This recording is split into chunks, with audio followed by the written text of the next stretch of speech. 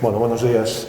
Estamos aquí por parte del Breogán para presentar a uno de nuestros patrocinadores principales que vuelve este año con nosotros, de Manán, una empresa de Lugo, a la que le estamos muy agradecidos por apoyar este proyecto del Breogán en la ACB. Es muy bonito que empresas de Lugo estén al lado de clubes de Lugo, y además una empresa como esta que no hace más que crecer y de innovar, que eso es lo que queremos hacer también en el Breogán, ¿no? Innovar. Estamos cada vez tratando de ser más creativos y crecer, porque Lugo es una ciudad pequeña y tener empresas como de Manán o clubes como el Breogán en Lugo, pues yo creo que es motivo de orgullo de todos, ¿no? Entonces, nosotros de Breogán queremos agradecer a de Manán su apoyo en esta temporada ilusionante pero difícil, y esperar que sigamos muchos años juntos y en la ACB.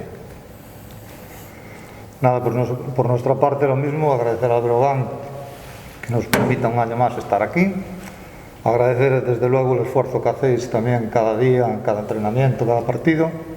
Creo que es una labor muy difícil y desde la ciudad lo único que podemos hacer es apoyaros, estar con vosotros, desearos una campaña buenísima y las que vienen también, que nos mantengáis ahí en la élite del baloncesto, que gracias a Dios pues entiendo que para una ciudad como Lugo sois de los pocos deportes que han conseguido mantenernos en la élite y codearnos con los más grandes.